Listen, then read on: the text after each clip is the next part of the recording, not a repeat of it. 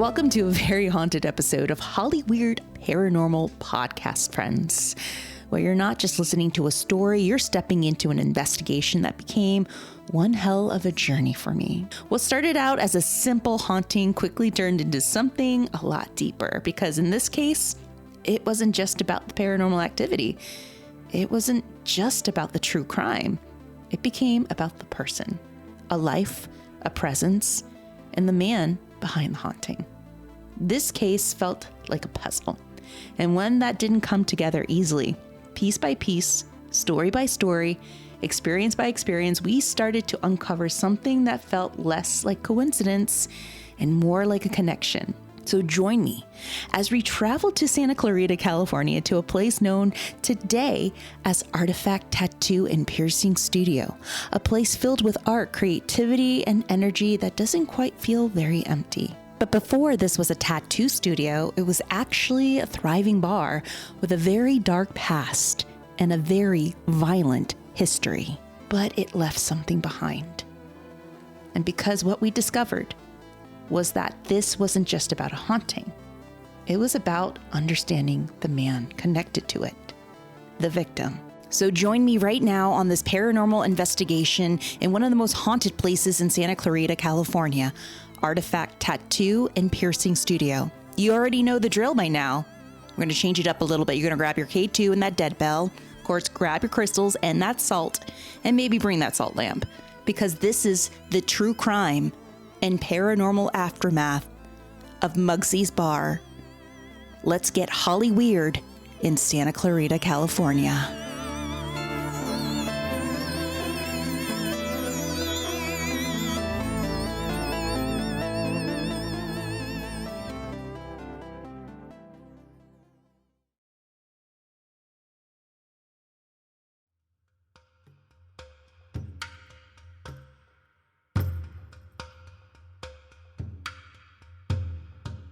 What happens when a place built on creativity is rooted in violence?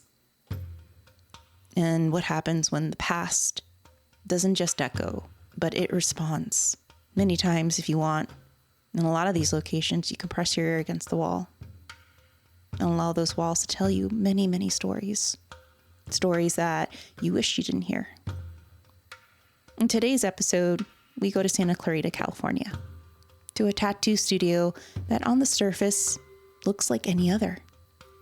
But beneath the buzzing machines and fresh ink lies a story of betrayal, loss, and something that may have never moved on because it refuses to let go. And that place is Artifact Tattoo and Piercing Studio, located in Santa Clarita, California. But before we get into the crime, before we get into the haunting, we need to talk about the land, because Santa Clarita isn't just another Southern California city. It's canyon land. Wide open spaces carved by time. Places where sound carries differently, and where, if you ever stood still long enough, you might feel like you're not entirely alone. There's strange energy to canyon spaces. A very, very high strangeness. They hold so much history differently. They echo. Long before suburban streets, shopping centers, strip malls, these lands were traveled. They were lived on and passed through by generations. And even in modern times, Santa Clarita has had its share of tragedies. A lot of them. Disappearances and stories that locals still whisper about. It's kind of a place where history doesn't always stay buried. And nestled within one of those pockets sits a location that carries more than its share of stories. Today it's known as Artifact Tattoo and Piercing Studio, built in 2007. It was just an idea. It was just a risk for owner Diego, who was new at running a business. He took a leap, went all in, and opened shop with everything he had. 17 years later, that shop is still standing. Through the ups and downs, even through COVID, through uncertainty of building something from the ground up. But what Diego didn't realize when he first opened those doors was that he may not have been starting from scratch. He may have inherited something. And let's just say that that something was definitely not included during the closing. Because just weeks after opening, things started happening. And not the kind of things you can easily explain away as an old building settling in. We're talking about objects moving on their own. Glass, tempered glass, breaking without a cause. Disembodied voices, footsteps when no one was there. Things being thrown from one space to the opposite area. And a feeling that every single person who worked there seemed to agree on, that they were being watched. There were nights when Diego would stay late, sometimes even sleep at the shop while doing renovations. Long hours, quiet space, but he said something that stuck with me. He never felt alone. It was a heaviness, a weight. It felt like another soul was there with him. But a video that he captured on his Ring camera one night would certainly make him ask more questions.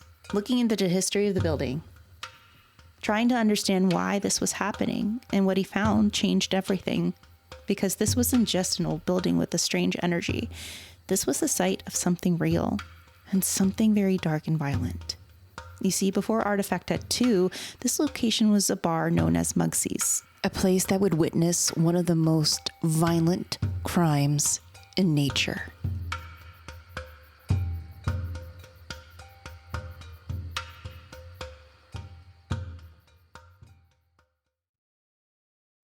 Jewelry cases, obviously our piercing staff, the girls, they work on this side, tattoos are on this side.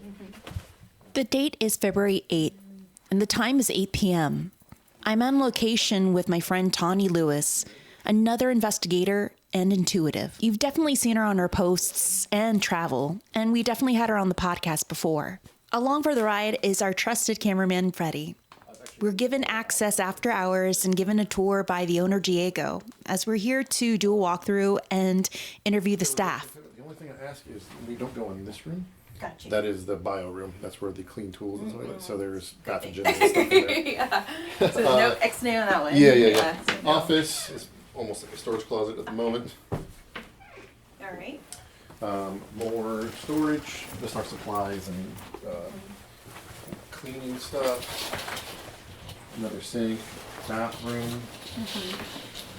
That's it. Do you have a back entrance or? We don't have a back okay, entrance. no back entrance. Got you.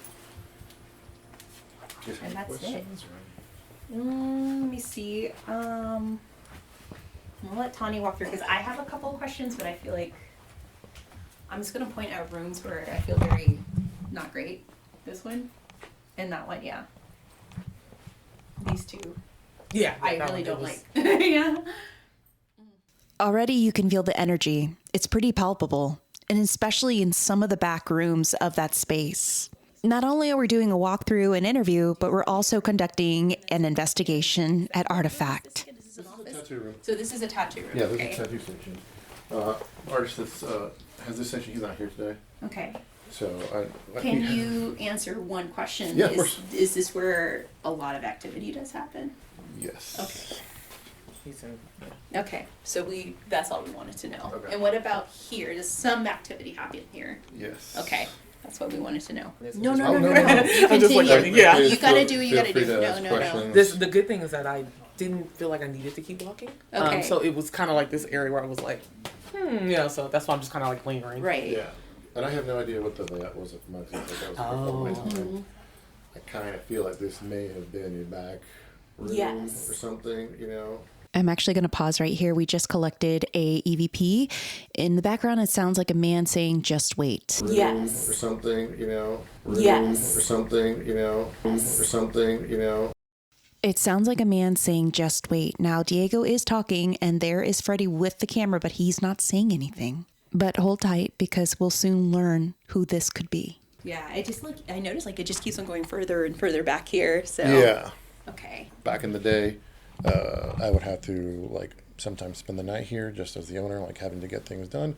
I'd sleep in my office, and there is definitely heavy presence in there, getting feel cold. it? Yeah, I related to a house I used to live in that was haunted. And I always felt like the entities looking at me from up here down, and I would feel the same thing here.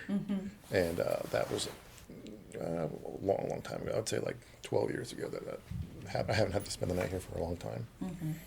But yeah, that's definitely, you guys picked out the spots where we feel the most. Yeah, like instantly when I walked in here, it's like, I get it right here on my right side. Like, it was on fire. Yeah.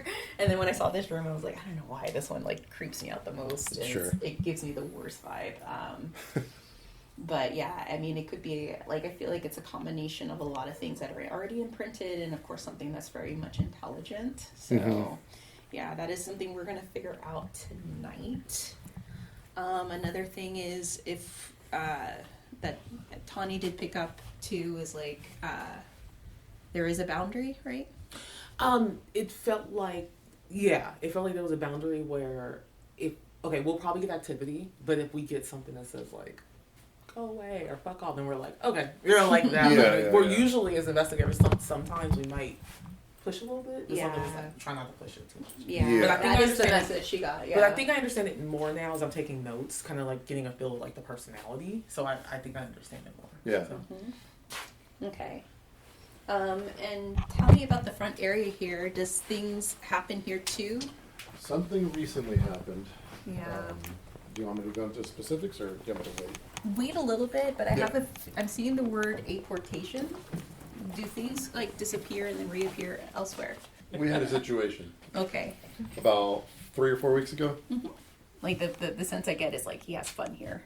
I was about to say it's a playful vibe. It's out here. because I see the word. I'm getting it an impression like I see the word apportation. Do you know what apportation is? So apportation is the disappearance and the reappearance of objects. Okay. Another coin term is called jot. Just one of those things. So you might put your keys down or this bottle down. You turn around just for a millisecond and it's gone. And then somehow this bottle ends up in another room and you're like, hey, I didn't put it there. That's apportation. So that's Got what it. I'm seeing in my head. And I'm getting the impression right now like he likes one of you very much. Like very, very much. It's a joke, but it's true. No. He likes endowed ladies. And he's much more active when the women are well endowed. That is something I'm seeing, like, that there is, like, yeah, like, you remind him of someone. So, is what I'm seeing. Yeah. But I'll let Tani also finish the rest of that. But those are the impressions. Like, I'm seeing a lot more. It's like, oh, Definitely yes, out here's playful. yeah. Back and there is further down, tense. yeah. Yeah. Which again leads me to believe that's a possible area where it could have happened. Yeah. I didn't like reading how It was brutal. it was so bad, especially with the, I was like, those are things I can't unread. How did I find this case? Well, let's go back a couple weeks ago. I was reached out by Diego, the owner of Artifact Tattoo and Piercing, after he watched a few of my videos. You see, he was looking for someone who was capable to conduct a straightforward, honest investigation of his place of business. He told me straight up that his business was actually pretty haunted. They knew who it was, and it was the former owner of a bar that originally stood there, Muggsy's Bar. Back in the early 2000s, it opened in Santa Clarita in 2005. And unfortunately, in February of 2006, it would be the site of one of the most brutal crimes in Santa Clarita history. The murder of Louis Alexander Campanelli. Those close to him called him Lou. Originally, Lou opened the bar, Muggsy's, years ago in Granada Hills.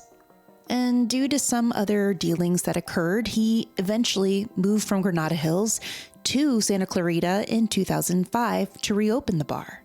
The bar certainly catered to a certain crowd, even some motorcycle gangs.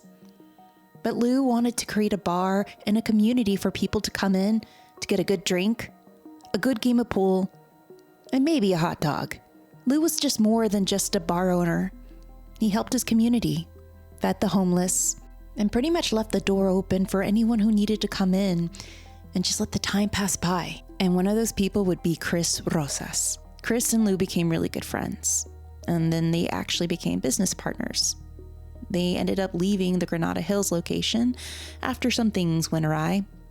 Then they went into business together to open up Muggsy's Bar on Soledad Canyon Road in Santa Clarita. Muggsy's opened in November of 2005, and Campanelli breathed the bar. He lived there and was almost always present at closing time to handle the money transactions. Chris was actually a Muggsy's regular and was not happy that Campanelli lived there. And then walks in Chris's brother, Ralph Rosas. He wore necklaces, one particular one, an Indian-type jewelry, or a feather-like charm. He offered to buy Campanelli's ownership of Muggsy's for $40,000 and was angry that Campanelli refused his offer. But as time went on, Ralph and Chris really stressed and urged Campanelli to sell Muggsy's to them because Campanelli did not want him as a business partner. You see, Ralph was a bit of a bad news around town. One bar patron in particular would say that every time Chris and Ralph were in that space, the atmosphere just seemed to change. It got negative. It felt dark. They ran with a really bad crowd. Some said that they dealt with a lot of weapons and drugs. Chris, in particular, collected knives, and Ralph handled the harsh drugs. So we move forward to Saturday, February 25th of 2006. Jennifer Halsworth, a part-time bartender, worked the day shift from 2 p.m. to 8 p.m. at Muggsy's. Halsworth had worked at Muggsy's for about 2 months and had been dating Campanelli for about a month. When her shift ended, she took the money, which amounted to $400, from the cash register and gave it to Campanelli, who stored it in a safe in the back office. Around 11 p.m., Halsworth and Campanelli would leave Muggsy's to go to a party in North Hollywood and return back to the bar since that's where Campanelli was living. According to Cindy Rosas, Chris's first ex-wife, she overheard Chris tell Ralph that evening that tonight was the night. Ralph explained to her that tonight was the night they were going to take Campanelli out and kill him. Chris and his brother had this all planned to a T. You see, since he was there at the bar, he needed to move his Chevy Blazer to the car wash behind the bar and also reparked Cindy's car across the street, for she would be involved as the lookout. At approximately 1:45 a.m. on the morning of February 26, 2006, Chris told Cindy to close the bar early and get all the customers to leave. Chris ended up locking the bar. Cindy went in the back to the surveillance camera room. That's where she heard glass breaking. There she saw Chris and Ralph already tearing up the place, breaking windows, glasses, vandalizing everything, including the ATM. They broke the hanging lights near the ramp leading up into the bar.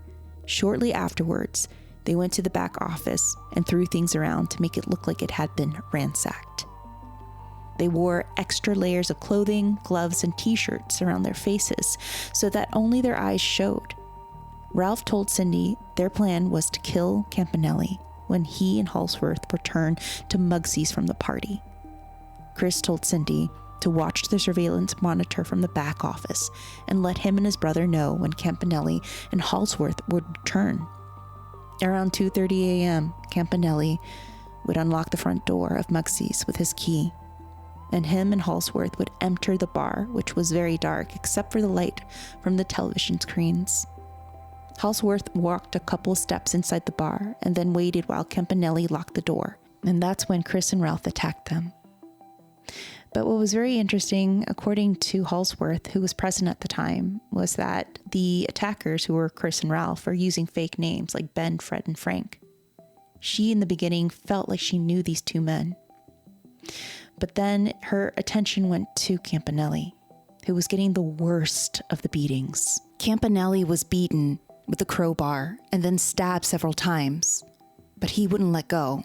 And that's when Chris and Ralph bludgeoned him to death with a fire extinguisher. Other things happened that had made me walk away from reading these court dockets. The three words that come to mind when reading this case and what happened to Campanelli were violent in nature. The way he died, the way he was taken out by the people that he trusted the most was the most painful.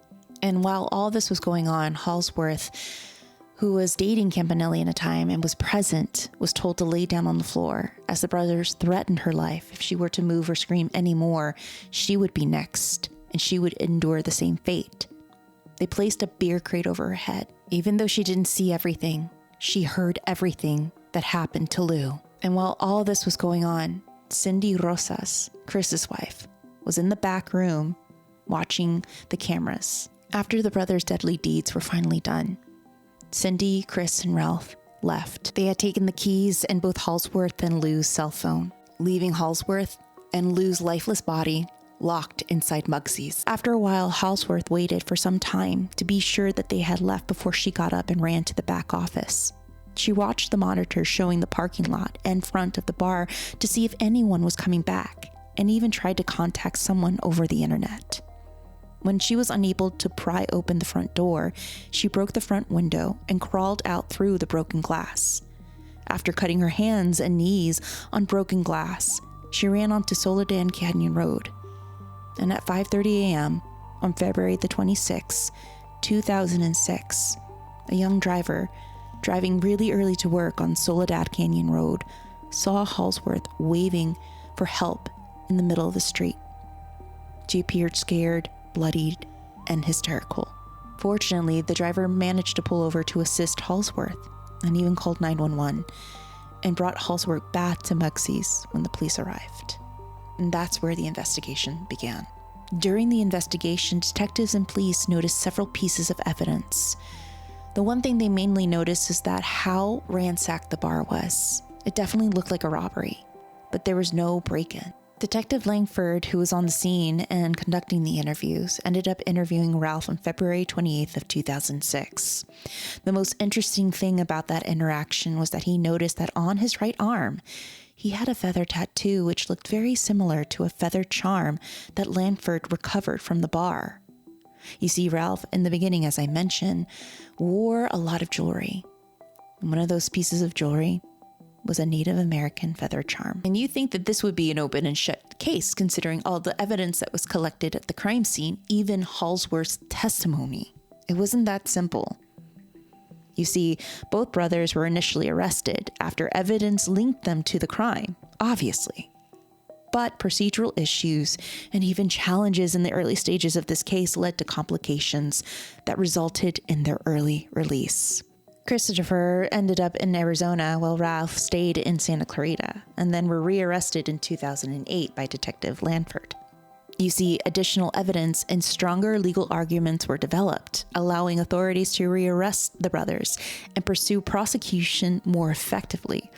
Ultimately, through persistence in building a solid case and addressing earlier legal deficiencies, the justice system was finally able to hold both Chris and Ralph Rosas accountable and bring them to justice in 2017, as they were served life in prison, especially without the possibility of parole. Finally, after 11 years, justice was finally served.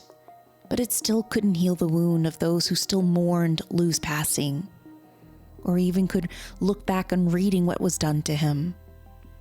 The one thing that stuck out to me with this case was how Lou died. Barely anything on how he lived. The media also tends to do this funny thing where it brings more attention to the murderers, especially if they're siblings. Even though this was an open and shut case, this was a huge mystery to solve, and it was mainly linked to Lou.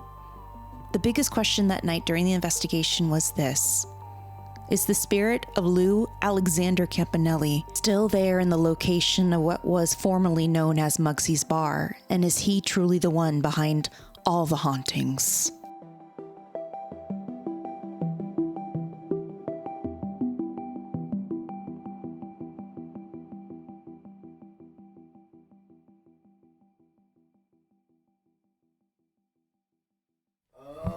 I always think I see her in the same freaking corner. That's about it. Time is now 9 p.m. We begin our interviews with the staff of Artifact Tattoo and Piercing. Currently in the room is Darren, a tattoo artist, along with Alex and Stephanie, piercers. Diego, myself, and Tawny are also in the space with Freddie. Bang over there, you know. And sometimes it's the same girl. It's the same girl. It's the same girl. She quite comes often. in, yeah. And like I'll be in the room prepping. It's always the or garbage something. can whenever she's here. That's interesting. Or something like when I was prepping in like the cabinet in there, like And is there stuff that happens? Do you talk to the owner next door? Do he get stuff in there? No, he just moved in last week. What's really interesting is that now we're hearing a story about seeing maybe a female in the back. In the beginning, we think it could be connected to an elemental, which you'll hear later on. But after conducting a second investigation almost a few days ago, it turned out that it could be someone else connected to Lou. But we'll go into that in part 2. At this point, Tawny is ready to share her notes based on her walkthrough. Keep in mind, she didn't know anything about the history nor the ghost stories connected to Muggsy. First off, hello. I was very quiet. Usually I am when I first come into a location. I'm Tawny, I'm sorry. I live in Long Beach, and I've been doing paranormal for about 15 years now. What else am I missing? Oh yeah, I was on Ghost Adventures too, on the Poltergeist House episode. And Zach made me read that upstairs area. Anyway, okay, so these are just me. This is just what I got. I know mediums pick up all different things, but I definitely picked up a male. When we first walked in, he's very comfortable. He was just like, like just there. And then when you guys were talking, he was just like, whatever. And so he's very, very comfortable here. I put very powerful, very good at manifesting himself, which is rare. Like immediately I could feel him. And I was like, oh, I could see him. So, quiet for the most part, nosy, very aware of what's going on. He listens to everything. So you guys are talking. He's like listening. He knows everyone's business here. Not more in like a funny way. He just knows what's going on. Can be, and that's right when you said it. I put can be extroverted or can be introverted. It just depends on his mood. Sometimes he's like, hey, what's going on? Sometimes he's just like, leave me alone. I don't want to talk to anybody. For the most part, whatever type of personality. I kept saying murder, like repeatedly. Sometimes I'll do a reading where I'm like talking to them, and I wasn't talking to him. It was more of me just like reading the space. And then later I tried to like talk to him. Where did I meet? Yeah, for the most part, whatever type of personality, murder. He likes the back area, but I noticed I didn't go too far back. It was when you go down there, the room to the right. That was where he kind of went in there like, it's my space. Like, I like it in there. I was like, okay. And then I was like, what about back there? And he's like, it's whatever. It's that room. Very comfortable here. I rarely get touched or something ever rarely comes towards me, and I could feel him like walk past. That's how comfortable he is. He just like brushed past me, and I was just like, and I kind of moved like, oh, okay. Hi. Did you at some point have a female employee with dark hair, short dark hair with a piercing? Short dark hair. I feel like really thin. Tony? Let me get specific. Tony had long hair, though. I was thinking Tony, too. Jet black hair? Jet black hair. If not, it's okay. She had Long dark time ago, had a girl named Carrie. It's okay. I can read more into it. It was like, as I'm just going through, I just saw her, and I was like, I don't know what that means. But I wrote it down. I just wrote it down. He gives your clients headaches, or he can, probably because he's like in the space. So I don't know if someone's like, oh my God, I don't feel well, or I'm dizzy or whatever. He really likes you. He feels like you run a smooth operation. You're great. You have a great business sense. He likes how you talk to different types of people. So, for example, a big burly asshole might come in, you know how to talk to him. A child might come in, you know how to talk to him. So you're very relatable, which he feels makes you a really good business owner. He can be very serious. This is more personal. He might have had like some alcohol when he was here in the physical, like an alcohol issue. He joking and flirting with women. I don't really want to redo what he did, but he was kind of like, yeah, like. I don't care. I'm not offended. It's a tattoo show. It was like, because you guys were talking, and then you're like, he likes you, and he's like, oh yeah, and then he went behind. What's your name? Stephanie, and like, oh yeah, her too. Yeah. And I was like, oh my God. So he's like, ooh, like I got both, like that. I was like, what? Yeah, like I got everything.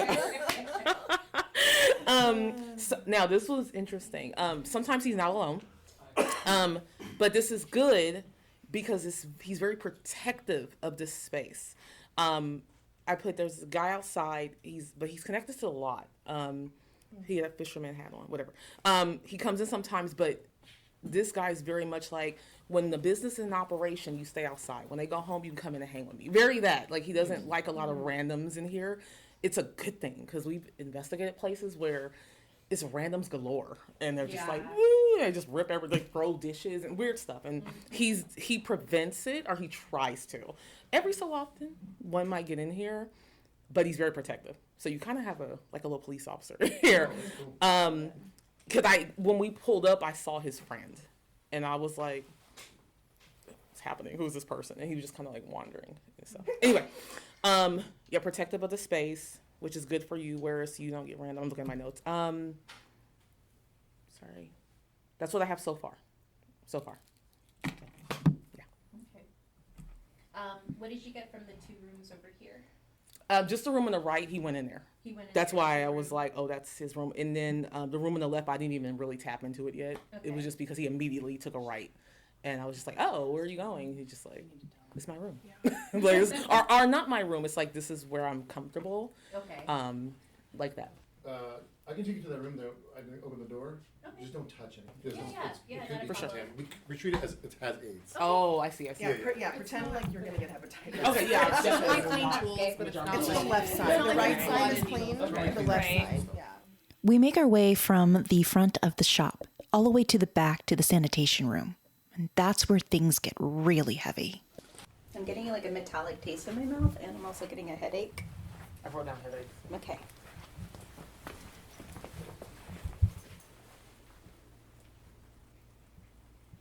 And I feel better coming out of I there. don't think he wants me in here. Yeah, you feel it. Yeah. He's, like I said, very protective. Like, okay, you've seen it, you can leave now. Yeah. I was like, okay. Sorry. Mm-hmm.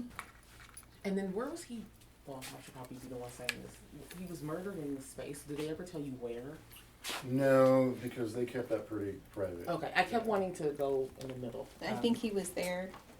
I think he was there because, from what I read in the court dockets, they came in. I think he was either from the front. It was from the front. They were masked, and his girlfriend was working, and she was attacked with the pool stick several times, and he was viciously attacked. Originally, they were taking the ATM to make it look like a robbery, and then they went and attacked him. So there was like blood from the ATM to his body, to the ATM. Yeah, it was a lot. Yeah, it was really bad. It just felt like kind of like this area. So, I'm just, but we probably won't know. It was, I think an article said it best that it was violent in nature. The whole matter of the crime, it was very violent in nature. Oh my God. They really wanted him out. He was not going to leave, and he still hasn't left. Yeah. After doing another second walkthrough in the back and getting more impressions, we head to the front again to conduct more interviews. Stepping forward is Stephanie, one of the piercers. This is her story, along with Alex and Darren, and also Diego. I'm Stephanie, and I'm a piercer here. Okay. God, I don't even know where to start. Start from your very first experiences of like when you felt like, crap, there's something here, or something touched me. The first like big stuff that happened. I mean, there'd be little things, and we'd heard about it, but I'm always seeing him in that room. And we see full body, like, in like, I'll see him in my peripheral. I'll think Mikey's in there. It'll look like some guy's just, like, in a chair. Or, like, he's just, like, standing, and he's got, like, white New Balances on. Like it looks like dad sneakers and, like, a button-down shirt or a polo. Like, it's so clearly a guy there, and we'll stop and go back, and we're like, oh, nobody's in there. Like, we'll see full-on him there. And this is, you're seeing him, like... In peripheral. In Like, I'll walk by and I'm sure there's somebody sitting in the chair right there, and I'll stop and go back and there's nobody there. There's not even a chair there. Like, yeah. Yeah. So we have full body accounts. He's very. Yeah. The first thing I That wrote. is huge. And it's that room. That's a ding ding moment. Like, Yeah. when we go and investigate, it's based off of, for me personally, is a full body apparition accounts. Like, if you see it, like, full on in front of you, that's a big account. And you could see it and you could sense it too. Yeah. Did anything correlate with Tawny's readings with you? Like, did you ever feel like you're like, yeah, she got that right? Yes, I went through that. Yeah, it was the room for Okay. sure. The what you just said about things moving. Yeah, we were all here for that. Yeah, we were here. Like usually it's The card. when nobody's here. The what? The card that appeared in your car. What? Oh shit. yeah. The card and the ring. We're The talking ring. about the ring. We're talking about the ring. We were all remember? sitting up here talking once, and we heard something like dingle over there, and it was one of the piercing rings in here just showed up on the floor over there. And there's no way. No, and it was like a big It solid was gold ring. Stephanie, Alex, and myself. Yeah. Sitting back here, just chit chatting, and we hear ding, ding, ding. And then we go. It's and like we someone go threw there, it. and we go there. Yeah. Yeah, he has. I feel like he has fun. Yeah, and like, Oh yeah, no. do you remember when I did the nose piercing setup and I had the big receiving tube and it was gone and we were convinced Desi was messing with my setup? But like, that's the kind of stuff that'll happen. Like, I'll do a setup and Desi's like, "Where's the post?" I'm like, "There's no way I didn't put a post in there." Yeah, I could see it. The word in my head, it was like apportation. Like Yeah. he's having fun. Yeah, and he's doing it on purpose. Yeah, we feel like sometimes it's over here. We'll feel like when Alex and I are talking about him or to him, or we'll have like the app open. It's like she'll get goosebumps over there, and then we heard that like mechanical voice that was that really time. weird that one time. What Yeah, did it say? it says okay, but there was Okay. nothing. But it wasn't serious. It was like wasn't a anything. a It was girl's like voice. Sass. It was like sass. Like okay. Yeah. Like he gets a little silly. And like, it's never, should I mention my? He's mimicking you. Yeah. Yeah, Okay. Yeah, I feel like he's like, okay, like he's mimicking you guys. yeah. What? So is that the phenomenon that happened here, where something was moved the ring? There's way more stuff. Yeah, God, stuff has yeah. moved. Tell me about the card that you found in the car. Oh yeah. So, I got Labubu, like a Labubu, like it was like a thing, and I gave it to a friend of mine's daughter, and we couldn't find the card that went with it, and so like, it comes with a card, and I was like, okay, well, sorry, I can't find the card, you know, whatever, and I had gotten one for Stephanie. Like the one that I had was the green one that I was giving to this kid, and Stephanie had the blue one, and then Steph goes, Alex, you know, she's at home. And she goes, Alex, like, what card is it? Like, which one is it? And she sends me a picture, and like the green card somehow ended up in her cup holder, and I didn't know. Right? Yeah, it was months earlier that you got it and threw away the box and stuff. Yeah, like threw we had away the no box and idea, shit. and we were There's no talking way. about it. And then I go out to my car to look for the blue one for her. for mine, and in my cup holder is the green card for the There's green no one. way. She There's never no even way. touched that thing. No, Yeah. there's no chance. It's just weird stuff. And we're like, is there like a portal, like a vortex or something? Like it's just crazy. Not really. I think it's just Yeah. like, it's his way of saying like, this is what I can do. I found it. Yeah. Yeah. Yeah, I don't think it's Oh, yeah, I anything don't need to talk about malicious or evil or whatever. I think it's like, yeah, I found it. Like Mhm. Connie said, like, Like he was doing us a solid. yes, Yeah. he likes you guys. Obviously, he likes how business is being ran and how he's protect. I feel like he really does protect everyone in this business here because this is his home. This is where he lived when he was living, and he didn't want to leave. What was your experience this year working? Steph has one more thing. Oh. Yeah. I just wanna make No, sure. I've just had really, really weird stuff happen to me in that hot room. Like this one right here? the room that you just went into where you Okay. got the metallic taste. Like I've been super sure that there's something else back there for like a long time, and I just didn't know if you guys would pick up on that or not. But it didn't even seem like a person. Like just weird stuff. Like I'll be doing a setup and the door pop, like it's like someone kicks it, or like things will just. It's really crazy energy in that back room. I was running it. I was here by myself, and I was running the ghost chat, and it said, "Where is Emery?" And that's her maiden name. No, it's my married name. I don't. Married name. It's not her maiden name. And Emery is like a really not a common name. No. Yeah, But and she she is had been here. out for like a month because she was visiting Oh family. Yeah. So he's asking where it was. He's smart and he shows us. No, that he's this very is- intelligent. Yeah. He's very intelligent. Like where is Emery? Like, Yeah. what the And hell? he's very powerful to move things like that. That's when I think it's like when an energy is here, and especially from very violent circumstances, they could be very intelligent in that sense. That's what I notice in a lot of other locations that we've gone to, where things like crimes that are connected here and elsewhere, it just seems like it parallels. It's very interesting. The sense I get is like he doesn't want to leave. He feels like he still has work here to do. Not like, oh, I'm gonna run the shop. It's like I have to watch over this place because this is still my home. Thank you so much. And you have abilities, you say? Like, do you see it? Do you see words? Do you see images? Do you see people? How does it communicate with you? When I'm here, it's the full body Yeah. over there. So you're seeing it? Yeah, I see him a lot. Only in there I've seen him. I thought I've seen something walk back and forth in the office before, but I've been so convinced that there's something really old living back there that's not him, because it moves quickly. It's like weird and like not human movements. Like it's jerky and fast. If it's like an egregore, something like that. Like it's some sort of weird energy that was created in 2006, or maybe something that happened on this land. That was the original thing. Like it felt like the land, like it's like before the building almost. Like it just feels like there's something stuck in that corner. Yeah, so it could be something like that. Especially around here, it's this canyon land. You don't know what's attached here. Yeah. There's layers of it. And fair skinned is another word that came up as well. Oh shit. Yeah. Yeah, I've said he's. It's really like it's pale. It has like long arms and pale skin. Kind of like. Born and fair, Yeah. Born and fair skin. Yeah, she talks about it all the time. Something. I'm insane. That's what it says. I'm insane. That's another one that came up. Yeah. So it could be some sort of like weird, throwing it out there, possibility elemental that's attached to the land. That's what we've been saying. Like walking in circles. Yeah. It's, it's not like doing anything or whatever. It's just. Because that's something we picked up in Gravity Hill. That canyon is that canyon land. Yeah. You know, it's all attached to the earth and it's layers of it. And then something else came up. Framework. Okay. And what about you? What is your story? So, the first time I ever had anything happen, do you see like those little hangers that are in that that case over there, like the little displays? So we had these big amethyst hangers, and they're really pretty, and I wanted to put them in the case.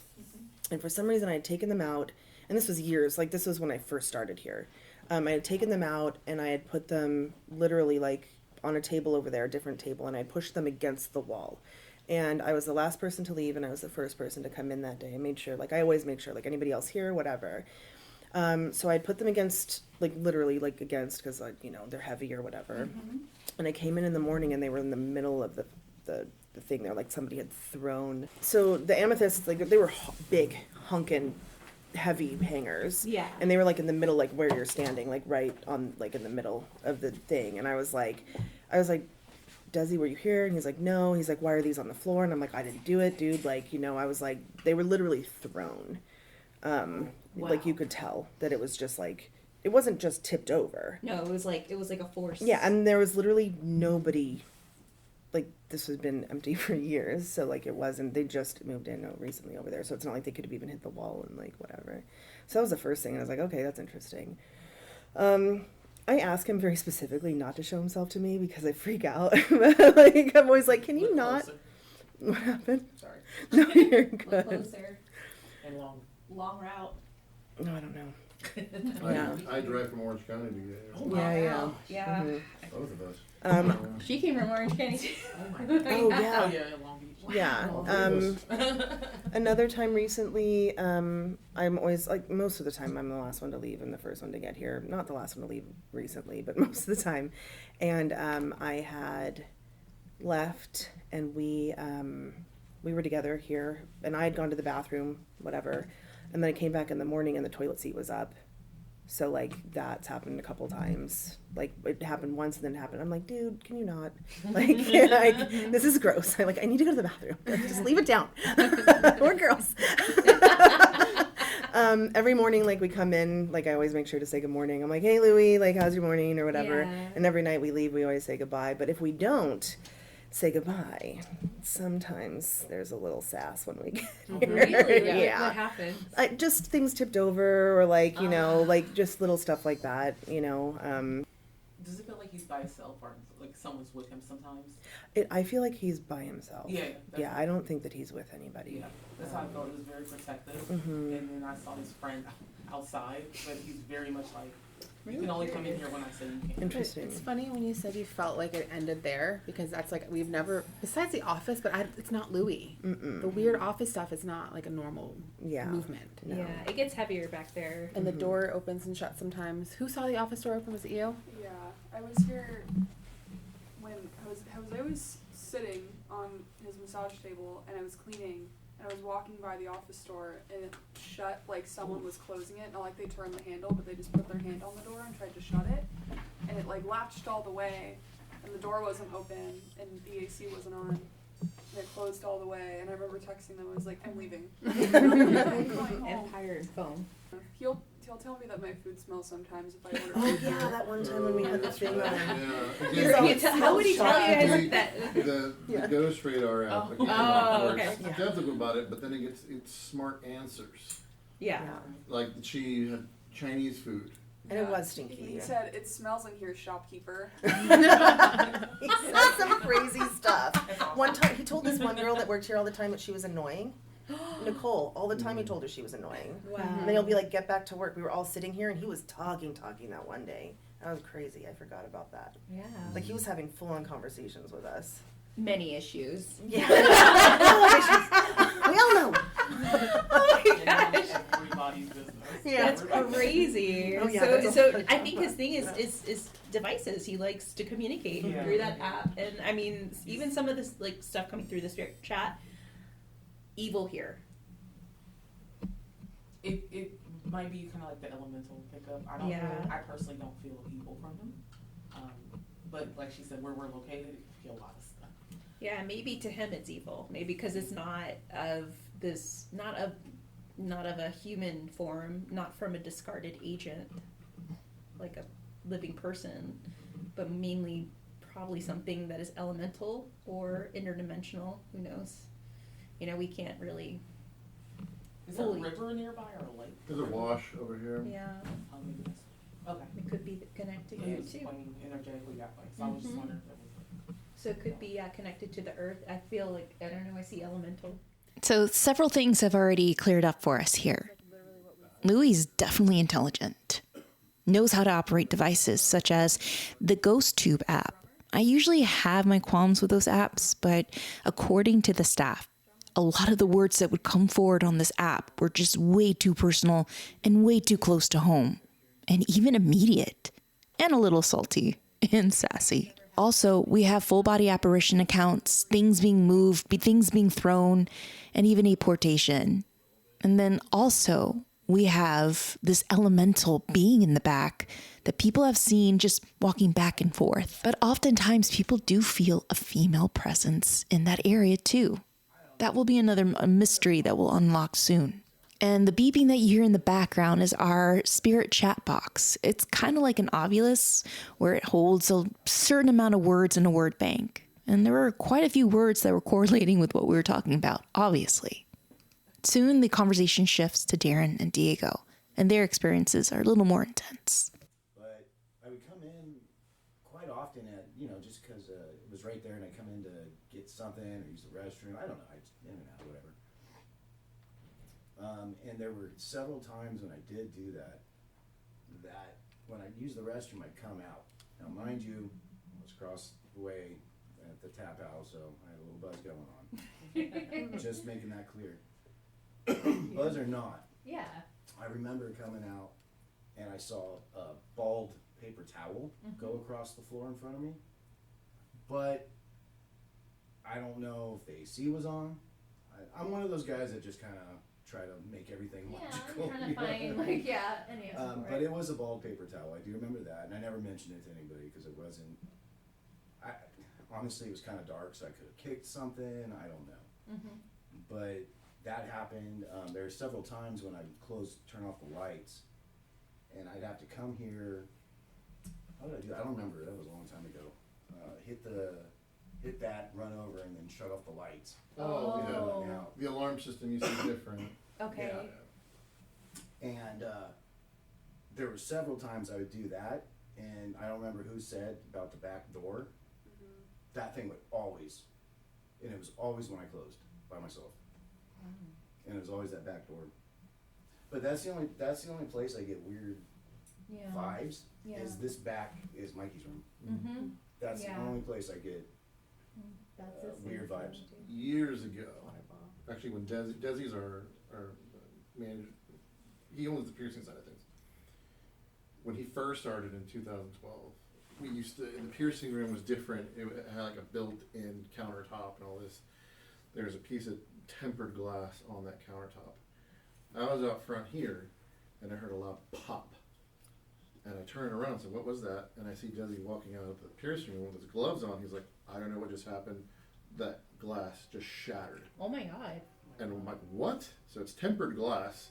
So all the bits were shattered all over the counter on the floor. There was another time, we used to have all these counters here, like in a U shape. And there was a girl who worked here at the time. And she was walking back, and I hear glass break again. But it wasn't tempered glass, regular glass. It was one of the display cases, and the glass just shattered and fell through the displays case. Oh my gosh. The water bottle? The big one? Yeah. Okay, this is the one I have video evidence of. Do you have it like with? Yeah, I didn't want to that's the one thing I did not want to share with you. Okay. I caught him on camera throwing a protein shaker. So the back area, right now we call it like the graveyard because all the machines are broken at the moment. And we didn't have all those machines there at one time, and I had a bag with me that had my food, my protein shaker, Yeah. and I had left it here overnight. Completely forgot it. And Desi called me the following morning. He's like, hey, did you come in here in the morning? I was like, no, man, I'm at home. I live in Orange County, so it takes me at minimum an hour and a half to get here. And I was like, what are you talking about? And he's like, dude, there's like your protein shaker's on the floor and your protein's all over here. And I was like, what are you talking about? So I went on I had just gotten security cameras. And I go on my app and I'm looking through it and I see the protein shaker fly through the air. It was in a sealed bag and the protein shaker was sealed. And where the camera caught it, there's no way you can be back there and not be caught on camera. Like, you just can't hide. And you just see the protein shaker launch through the air, spill, and just land. And I'm like, everybody's like, oh, maybe build up pressure. I'm like, you can't build up that amount of pressure to be, catapulted off a counter overnight. I have video of that one on my phone. Wow. What else has happened? Oh, the cats thing. Oh, so I was leaving one day and she was like, hold on. She has her app I always on. do this whenever he leaves. I'm like, Louis, do you have anything to say to Diego when he's leaving? Like, I'm really silly about it, yeah. And then he says, cats. Me and my girlfriend have a cat nonprofit. Oh, nice. So he's like, cats. And I'm like, holy shit. I'm like, these are intelligent answers. Like, you he's know. being silly. Yeah, he's being Yeah. silly. But like I said, he can be silly, like he's throwing jewelry on, but then there's times where he's not happy, Yeah, he's meant to please. and we can feel it. You know. One time Desi was locking up and he locked the door and he said as soon as he locked it, when it's like pitch black in here, the door went like boom boom and he was like, nope, not doing that. Yeah. That happened to me too. Yeah. Same thing when I was closing. Oh, up. and then It was there always was something slamming. It was weird. there was one time, nobody else was here. It was me, Nicole, and Kyle, the old tattoo artist that was here. And Nicole was here, but she was down low, like she was sitting low. And Kyle looks up, and you can tell that he's like recognizing, like Nicole. He thought that she walked from one side of that room to the other, and he's like, and then all of a sudden he was like, whoa, because it wasn't her, but he literally, like, I could tell that he recognized somebody walking from like one side of that room to the other, and then it freaked him out. Like, he got really freaked out by that. Yeah. Yeah. And then the same thing, like what we say, like again, the radar does work because it's communicating in a smart way. Yes, when it's correlating, Yeah. that's when I'm like, okay, we have something. So Yeah. the artist Kyle, he doesn't work here anymore, but towards the end of him being here, he was just becoming a toxic personality. And he wasn't here for some amount of time, and the radar said, where's Kyle? Yeah. And we're like, what the fuck?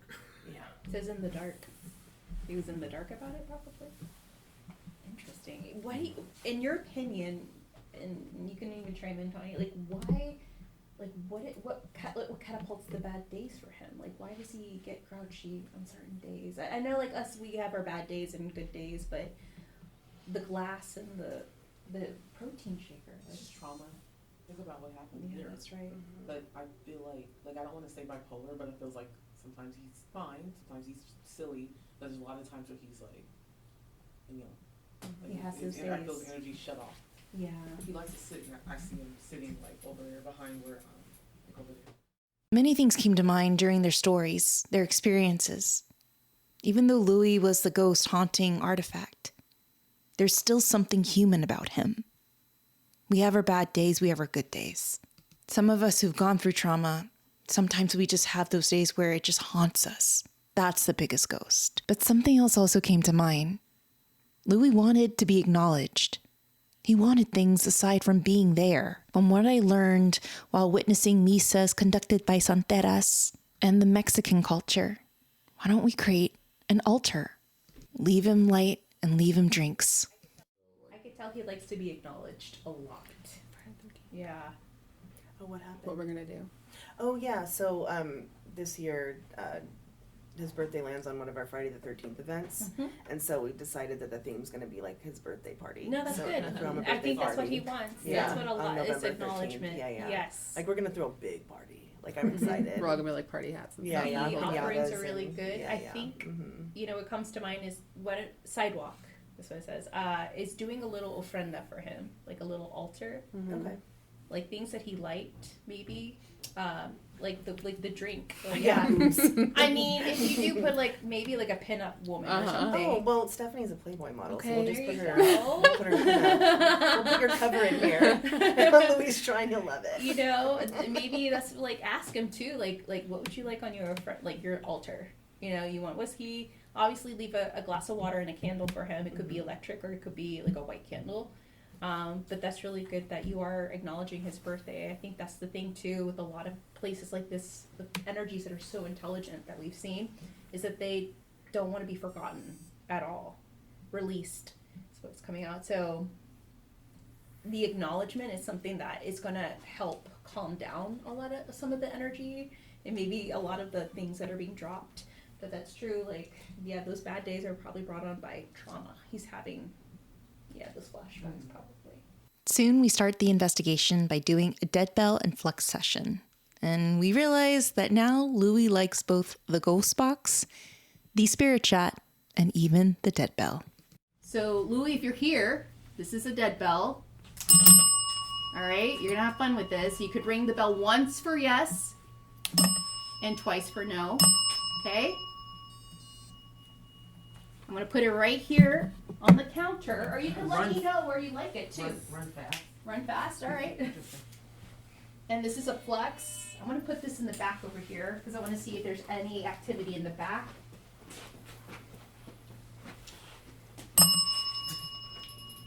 Good job, buddy. Louis, are you happy that we're here? Or you're just over it with us? He's not going to answer. Indifferent. He's indifferent. Can you You want me to ask the him something? questions? Oh, I don't know Yeah, what to something is telling me to have you ask Okay. the questions What do you because you want have me to more ask? rapport. I don't know. Metal spike. Do you like me? Are you mad at me? Are you mad at me? Tell me I'm pretty. I don't know. What do you want me to ask? Anything could be yes or no. Do you communicate with us through our? Okay. Yeah. That's a good question. Louis, we're here just to communicate with you, to hear what you have to say, and we do not mean any disrespect. We acknowledge that we acknowledge that. Okay, I'm It's just here. a trust thing. Yeah. that's all. We acknowledge that you're here, and I'm not going to bring up the story again. That is too much. It almost brought me to tears to hear what they did, and they got what they deserved. And I know that I could hear it right now in my head that you felt that they should have gotten death. Trust me, we all feel the same way. But if you have something to say, if you have something to communicate, or if you want something from Diego, if you want them to do something for you, now's the time to communicate because we are here to listen. And we're here to communicate with you, to put it all on the table. Do you like the fact that I offered them an idea to give you an ofrenda, right? Yeah, I was just thinking about that. I was going to ask him the same question. Yes. Do you want us to put something for you to drink on it? Ooh, delicious. Yeah. How about a protein shake? Money? We could leave you bills. Oh, yeah. I knew it! You wanted money! So leave him coins, leave him, don't be cheap. No. Is what I'm getting. Casino. Get him from 5, some 10s, some 20s, maybe a 50. Mm-hmm. Okay, we'll leave you that. Stephanie said that she thinks that he wants porn. She said Stephanie said. Stephanie says. Like Julie, a do you want some? like a hustler. You want like a hustler or something? Do you want like a Playboy magazine? Because I want Stephanie's. Stephanie doesn't show anything. Do you want Stephanie to put one of her pinups on your table? Yeah, he does. Maybe put they're gonna put money in a magazine, like a hustler. We'll get like a nudie card. Or something. There you go. Oh yeah, those are good. Oh yeah, the nudie cards. The nudie cards. I feel like you would like stuff like that. You hired Jennifer when she was working here? Were you the one that hired her? Do any of the women here remind you of Jennifer? Wow. It's raining in billiard room. Yeah, that's what it was. Yeah. Mm-hmm. They used to have pool tables. Pool tables, yeah. Were you in your 50s when you opened Muxie's? Yeah. Yeah, you were. Hey, you're still young. You're very proud of this place. I sense it. You're very proud of it. And yeah, you were. I get that. You were very proud of it. And you were so happy here. Like this was it wasn't your world, but it was more like your playground. It's a myth. The myth? My connections. Okay. Yeah. You lived here too. Yeah. Nuts. You were so lucky you don't have to put up with LA traffic, man. know, You right? do. I work in Marina Del Rey. I travel from San Fernando to Marina Del Rey, so it's like, and then you travel from, Orange. gosh, man. And I just felt like you wanted it to be bigger. Yeah. Probably expand. You wanted to expand. Yeah. It's expensive probably back then. Yeah, Was it probably still 2006? was in 2006, Oh. yeah. Is it possible for you to tell us about that thing back there? Do you avoid it? Do you kick it out of here when it's like ramping up? Yeah? Or no? No, he doesn't know what it I think you don't know what it is, it's just a thing, right? is. It's probably why he didn't want you to be in there. He's like, Do you know it's not human, right?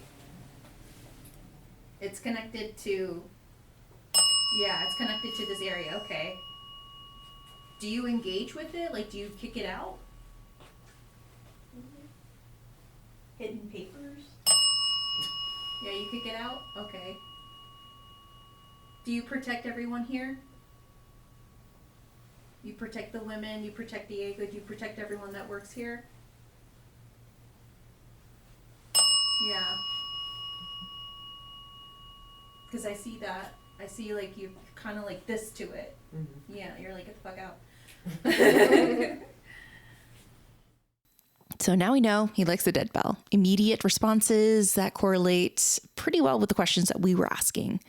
Then we decided to up the ante. Let's use Tawny's necrophonic app in unison with her Bluetooth speaker. We wanted to see if maybe, just maybe, Lou wanted to tell us anything. And boy, did he have a couple things he wanted to say. And just a forewarning, things get spicy.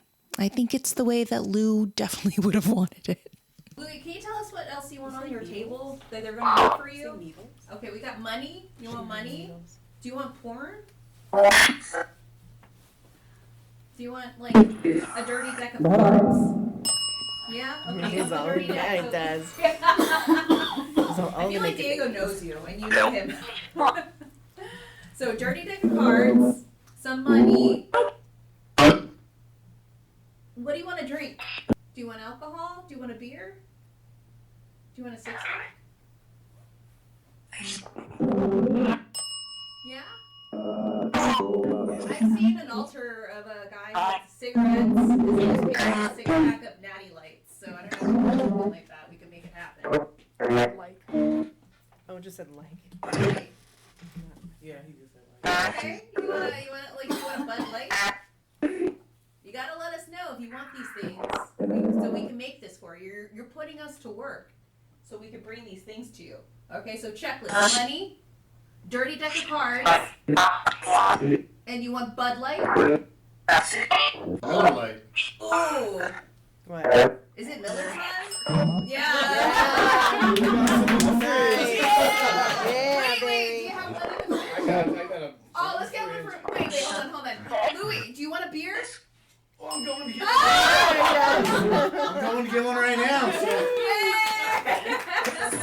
So now it's a party. So now we're serving you. Can you see right? me? You I just said, can you see me on my phone? Yeah.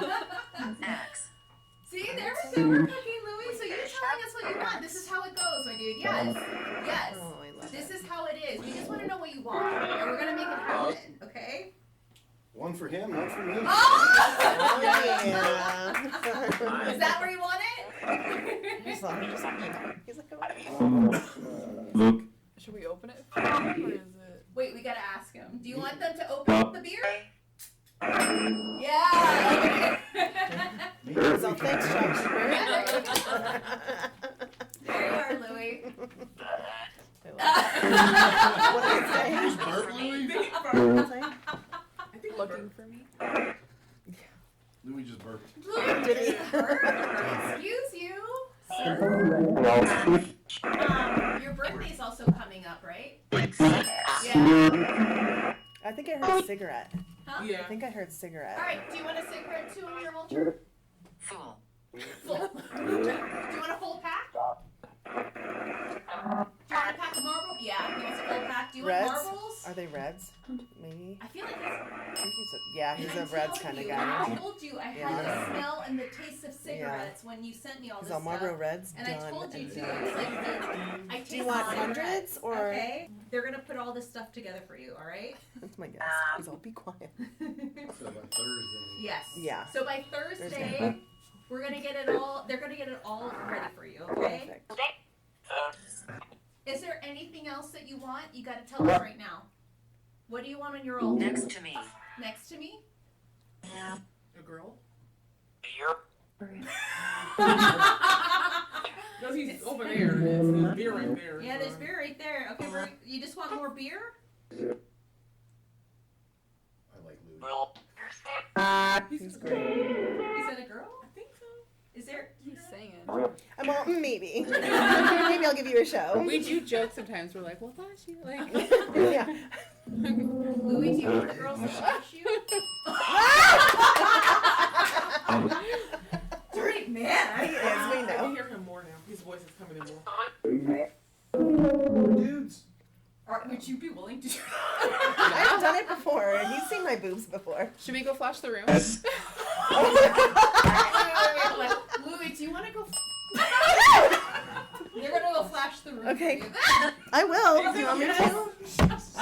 He's like following. He's like, this is awesome. This is so. Oh, he's right behind He is- you. There you go. He's right behind you. Louis, I'm gonna freak out if this bell goes off like crazy.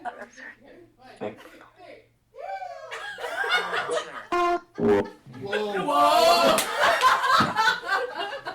That's awesome. Who is she? See, Louis, Who this is why she? we're here. Oh my God, I'm sorry. Every time I listen to this, I can't help but chuckle. And honestly, I never thought I end an investigation like that with two women flashing a ghost and a bell going off like it clocked in for a full shift. I mean, Lou said I'm present, and also apparently I have preferences, so take that however you will. And also, I mean, the things that we do for evidence, we go above and beyond. And I'm not saying, dear fellow investigators listening to this podcast episode, that you should be flashing ghosts. I mean, I think it has been done before, but without your consent, you shouldn't be doing that. And I'm sure without the ghost's consent with either, but for Lou's case, he was happy with it. But all jokes aside, it does bring us to the bigger question. Is Lou Alexander Campanelli truly haunting Artifact Tattoo and Piercing Studio? Well, based on the stories, firsthand accounts, the intelligent responses, and even the video evidence, it's hard to ignore the possibility that he's still there. Not as something dark, not as something trapped, but as a person who never really left. Because here's the thing, friends. Lou lived and breathed that business when he was alive. And maybe he's still doing exactly that now. Still watching over the space, still interacting, and still involved. Not because he has to stay, but because sometimes spirits don't want to leave. Sometimes they choose to stay, and they stay because of us. Maybe he's still got business to run. Maybe he's keeping an eye on things. And honestly, maybe Diego ended up with the business partner that Lou actually needed, just in a very different form.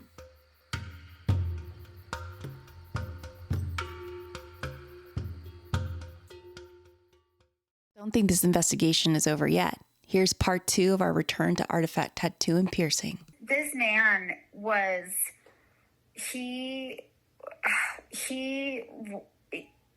just looked out for everybody. And the fact that this happened to him, and Chris was his best friend. So and he wouldn't sell the bar to his brother. It became a money thing. And his parents, even Kimmy can tell you, she's like, I kept telling his parents, don't sell, don't let them buy the bar. Like, this is Louis' space. Like, this is his, like, don't do it. And so Kim was on the forefront of them not selling the bar to the other brother, to Chris's brother. Hey, all you Holly weirdos. Thank you so much for tuning in to today's episode of part 1 of the true crime and paranormal aftermath of Artifact Tattoo and Piercing Studio. Part 2 will be coming up in a week, so you definitely don't want to miss out on that episode because it gets real and it gets very personal. And please be sure to be following us on Instagram, Facebook, and Threads at Hollyweird Paranormal for more information and more upcoming events. Also, please give Artifact Tattoo and Piercing Studio a follow on Instagram. You can find them at Artifact Tattoo SCV. Can't get enough of Hollyweird Paranormal? Not a problem, friends. We got you covered. Head on over to our Patreon page, patreon.com/Hollyweird Paranormal. There you'll find our secret podcast society of Saturday Night Ghost Club. And you can tune in to that podcast if you donate $1 or more per month. And then there's extra perks. Yes, you get to listen to more scary stories. I'm talking about true ghost stories from our friends, our neighbors, our coworkers, you name it. It's there because everybody has a ghost story, and we decided to collect them and put them in this little secret delicious podcast. You'll also tune into more videos and investigations that are posted on there for our paid Patreon members, and you can definitely get a sample even if you just follow the Patreon page. You can also head on over to hollyweirdparanormal.blueberry.net if you want to learn more about the podcast. That is our website, shop a merch store, or even read up on our bios. Ooh, I think that's it. Well, friends, till next time, always remember to take care of yourselves, and most of all, most importantly, stay Holly weird. Till next time, friends.